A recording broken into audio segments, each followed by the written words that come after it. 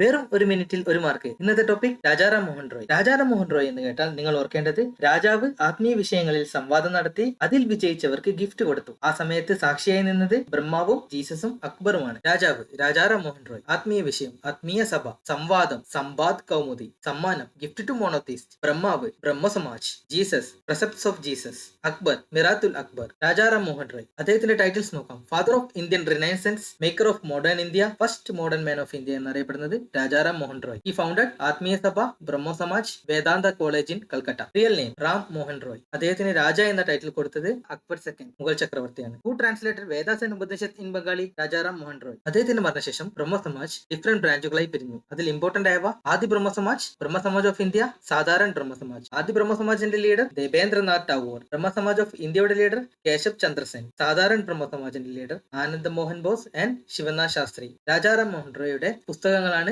Gift to monotheist അഥവാ Tuhfatul Muwahhidin, precepts of Jesus അഥവാ യേശുവിന്റെ കൽപ്പനകൾ. അദ്ദേഹത്തിന്റെ ന്യൂസ് പേപ്പേഴ്സ് സംവാദ് കൗമുദി, മിറാത്തുൽ അക്ബർ. വളരെ ഇമ്പോർട്ടന്റ് ആയി ഓർക്കേണ്ടത് അദ്ദേഹം ആ കാലത്ത് നിലനിന്നിരുന്ന സതി എന്ന സാമൂഹിക ദുരാചാരത്തിനെതിരെ പ്രവർത്തിച്ച ആളാണ്. അദ്ദേഹത്തിന്റെ സപ്പോർട്ടോട് കൂടിയാണ് ലോർഡ് വില്യം ബെന്റിക് സതി എന്ന ദുരാചാരത്തെ നിർത്തലാക്കിയത്, എബോളിഷ് ചെയ്തത്. എങ്ങനെ എബോളിഷ് ചെയ്തു? സതി എന്ന ദുരാചാരത്തെ ബെൻഡാക്കി എബോളിഷ് ചെയ്തു ലോർഡ് വില്യം ബെന്റിക്. ഓക്കെ, എല്ലാവർക്കും ഈ ടോപ്പിക് ഇഷ്ടപ്പെട്ടെന്ന് വിചാരിക്കുന്നു. ഇനിയും ഇതുപോലുള്ള ടോപ്പിക്കുകൾക്കായി ഈ ചാനൽ സബ്സ്ക്രൈബ് ചെയ്യുക. താങ്ക്